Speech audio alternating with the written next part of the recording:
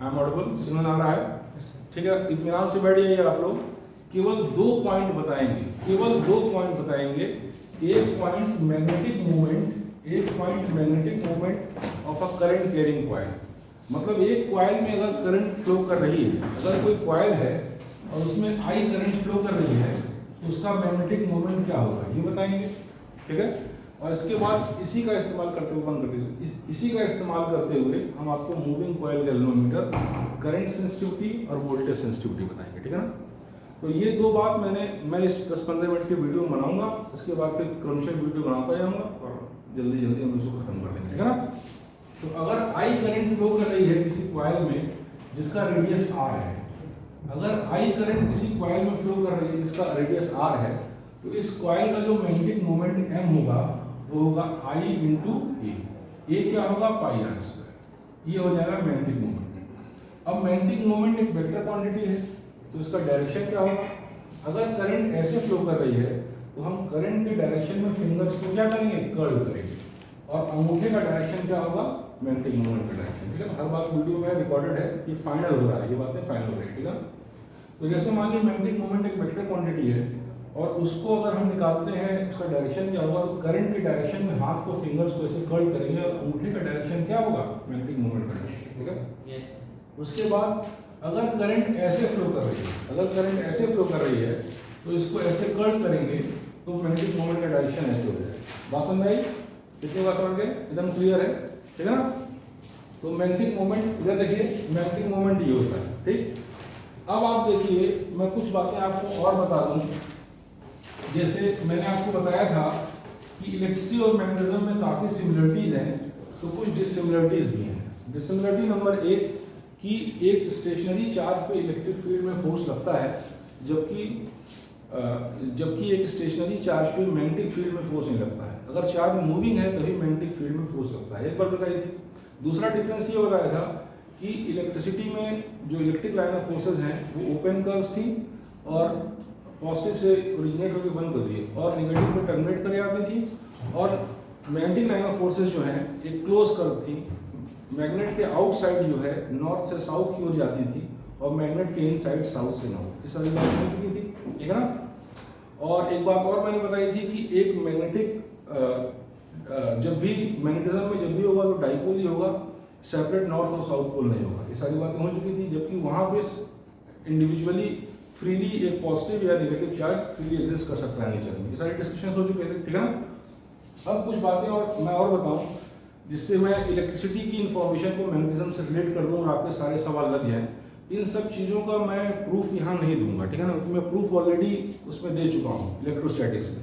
आप लोग केवल एंड रिजल्ट्स देख लीजिए और कैसे निकालना है वो एंड रिजल्ट ये मैं बहुत बढ़िया से एक्सप्लेन कर चुका हूँ इलेक्ट्रिसिटी में। ठीक है ना? और क्वेश्चंस आएंगे तो उसको अप्लाई करके आप निकाल लीजिएगा। एक बात तो ये कि आपको मैं बता रहा हूँ कि मैग्नेटिक डाइपोल क्या होता है। मैंने आपको बताया था इलेक्ट्रिक डाइपोल क्या होता है, arrangement of positive and negative charges kept at a small distance apart. ये इलेक्ट्रिकल डाइपोल था। उसी तरीके से मैग्नेटिक डाइपोल क्या है? 2 पोल्स हों और शॉर्ट डिस्टेंस पे हों।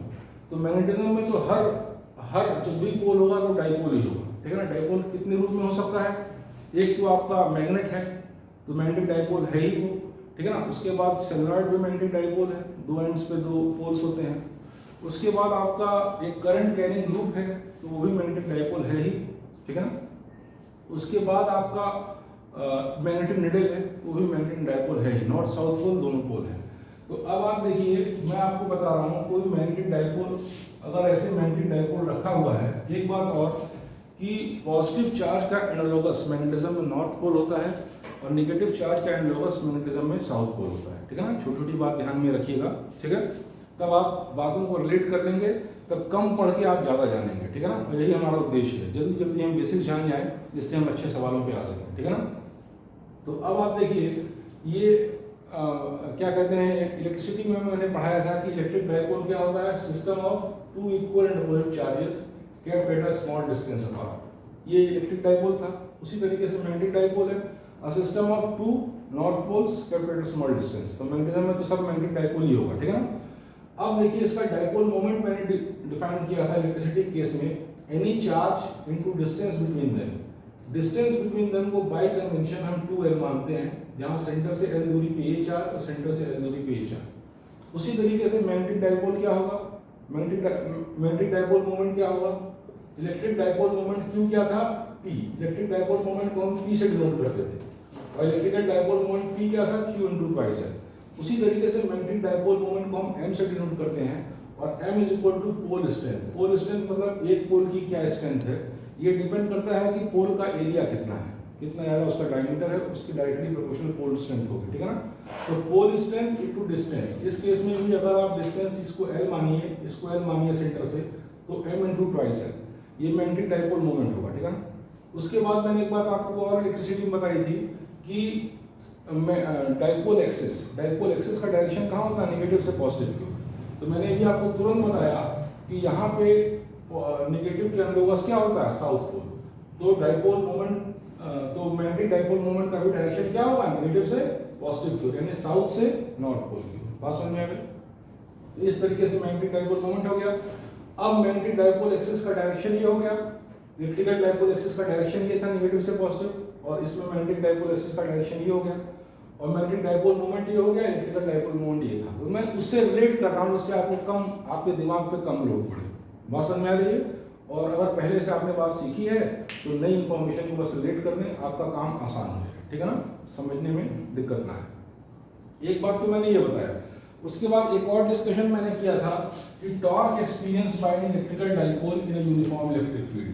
अगर किसी यूनिफॉर्म इलेक्ट्रिक फील्ड में अगर किसी इलेक्ट्रिकल डाइपोल को रखे हैं तो उसके ऊपर टॉर्क कितना लगेगा, ये हम बताने जा रहे हैं। जैसे मान लीजिए ये यूनिफॉर्म इलेक्ट्रिक फील्ड है, मान लीजिए ये यूनिफॉर्म इलेक्ट्रिक फील्ड है।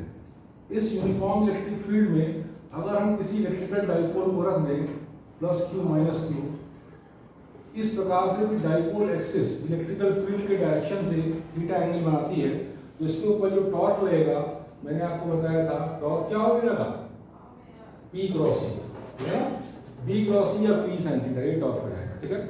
उसी प्रकार से अगर कहीं मैग्नेटिक फील्ड है, मान लीजिए यहाँ पर मैग्नेटिक फील्ड है, मैग्नेटिक फील्ड और यूनिफॉर्म है, टॉर्क का रिप्रेजेंटेशन किससे, torque P × E P sin theta और P का टाउ है ना, टाउ, सॉरी, ये टॉर्क को हम टाउ से रिप्रेजेंट करेंगे, गलती से हो गया। ये भी एक वेक्टर है, टाउ = P × E, ठीक है ना। फिर आप नेक्स्ट देखिए, मान लीजिए मैग्नेटिक फील्ड का डायरेक्शन इस तरीके से है। मैं पहले ही बता चुका हूँ कि ये क्या होगा, मैग्नेटिक जब भी हम इक्विडिस्टेंट पैरेलल लाइंस के रूप में रिप्रेजेंट करेंगे तो यूनिफॉर्म मैग्नेटिक फील्ड होगी। देखिए जितनी बातें मैं बता रहा हूँ उतनी ही बात जानिए, और अगर उतनी बातों के अलावा मैं कुछ भी इस्तेमाल करूँ किसी भी सवाल को तो बताइए, ऐसा rarest of the rare case में ही होगा, ठीक है ना। और कहीं इन बातों में कहीं एरर कोई विद्वान निकाले वो बताइए, तो बाकी मेरी बात सुनिए, कितनी सिंपल वे में सुनिए, सवाल लगे बस। ईजिएस्ट सब्जेक्ट है फिजिक्स, समझ में आ गया, और समझ में नहीं आया तो टफेस्ट है, एकदम रुला देगा। और सब्जेक्ट से डिफरेंस है, जैसे बायोलॉजी में आप, बायोलॉजी में क्यों 50 मिनट में लोग मार देते हैं 90 सवाल, और यहाँ सवा घंटे में भी 35 सवाल मारते हैं तो बोलता है बहुत अच्छा मारा गया। क्यों? क्योंकि बायोलॉजी में बस आपको पता होना चाहिए, ये है आप मार देंगे। इसमें पता होना तो पहला स्टेप है, वो तो आपको सेकंडों में हो जाना चाहिए। उसके बाद कैलकुलेशन भी करना है, गलती होने की हर स्टेप पे संभावना है, बस है ना। इसलिए टफ, ये सबके साथ हो रहा है तो कोई बात होगी ना, ऐसे नहीं ना है, और ठीक है ना। तो अब आप देखिए ये मैग्नेटिक फील्ड क्या हो गया, ये मान लीजिए मैग्नेटिक फील्ड इंटेंसिटी P है, यूनिफॉर्म मैग्नेटिक फील्ड ये है, ठीक है ना। इसमें मान लीजिए कोई मैग्नेटिक डाइपोल ऐसे रखा है, मैग्नेटिक डाइपोल यहाँ साउथ है और यहाँ नॉर्थ पोल है, ऐसे रखा है। अगर साउथ और नॉर्थ ऐसे है तो डाइपोल एक्सिस का डायरेक्शन ये है और डाइपोल मोमेंट का भी डायरेक्शन यही है, ठीक है ना।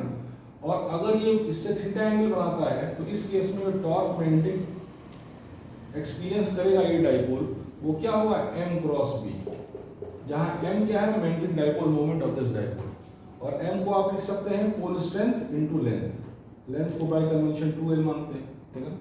तो इस तरीके से आप टॉर्क एक्सपीरियंस निकाल लेंगे, कोई बहुत बड़ी बात नहीं है। M कैसे निकालेंगे, M कैसे निकालेंगे, M क्या है, पोल स्ट्रेंथ इनटू 2l, पोल एक का यही बता, पहले ही बताया, ये पोल स्ट्रेंथ दिया रहेगा, या तो M ही दिया रहेगा, सीधे M ही दे देगा, या नहीं देगा तो पोल स्ट्रेंथ और डिस्टेंस दिया रहेगा, उससे हम निकल जाएगा। बात समझ में आई? तो इतनी बात आपको समझ में, मैं सिर्फ रिलेट कर रहा हूँ, इलेक्ट्रिसिटी की इंफॉर्मेशन को मैग्नेटिज्म से रिलेट कर रहा हूँ, ठीक है ना। और जिस तरीके से वहां टॉर्क निकाले थे एग्जैक्टली वैसे ही यहाँ पे टॉर्क निकाल देंगे, दोनों के ऊपर फोर्स निकाल लेंगे और टॉर्क बराबर क्या होगा, फोर्स इनटू परपेंडिकुलर डिस्टेंस। तो यही आ जाएगा, ठीक है ना। तो यही एग्जैक्टली आ जाएगा। उसको हम इसलिए नहीं कर रहे हैं क्योंकि डबल टाइम वेस्ट होगा, और जो टाइम हमारा बचेगा उसमें हम लोग सवाल लगाएंगे ज़्यादा से ज़्यादा, है ना। चीज़ें बहुत कुछ करनी है तो उसको बस कितने में देख लीजिए, ठीक है।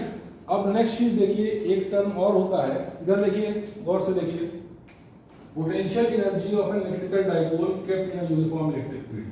अगर किसी यूनिफॉर्म इलेक्ट्रिक फील्ड में कोई इलेक्ट्रिकल डाइपोल ऐसे रख दें, थीटा एंगल अगर बनाता हो, थीटा एंगल अगर बनाता हो, क्या कहते हैं, डाइपोल एक्सिस या डाइपोल मूवमेंट इलेक्ट्रिक फील्ड की डायरेक्शन से, तो उसकी पोटेंशियल एनर्जी मैंने प्रूफ करके दिखाया था।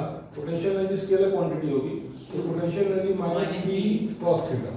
उसी तरीके से आपकी magnetic potential electrical potential energy क्या होगी, माइनस पी कॉस थीटा। यहाँ पर पी क्या है, इलेक्ट्रिकल डाइपोल मोमेंट, ई है इलेक्ट्रिक फील्ड इंटेंसिटी, ठीक है ना। तो P minus P cos theta. तो इसी तरीके से magnetic energy, magnetic potential energy क्या होगी, minus M B cos theta. जहाँ एम क्या है, मैग्नेटिक डाइपोल मोमेंट, बी है मैग्नेटिक फील्ड इंटेंसिटी, और थीटा है एंगल बिटवीन मैग्नेटिक मतलब एम और डी। हाँ, एम और बी के बीच का एंगल, ठीक है ना। मैग्नेटिक मोमेंट और उसके बीच का एंगल, ठीक है ना। मैग्नेटिक डाइपोल मोमेंट और उसके बीच का एंगल, ठीक है। तो ये कोई बहुत बड़ी बात नहीं है, इतनी बात आपकी हो गई। यस सर, मैंने आपको रिलेट कर दी। अब एक छोटी सी बात आप और देख लीजिए, और इस वीडियो को हम लोग कट कर दें, ठीक है ना। एक छोटी सी बात आप और देख लीजिए, और इस वीडियो को हम कट कर दें। जैसे टेंजेंट गैल्वेनोमीटर, या इसको कट ही कर दीजिए, टेंजेंट गैल्वेनोमीटर का एक सेपरेट से बना देते हैं। कट करिए, फट से कट करिए, टेंजेंट गैल्वेनोमीटर का सेपरेट बना देते हैं।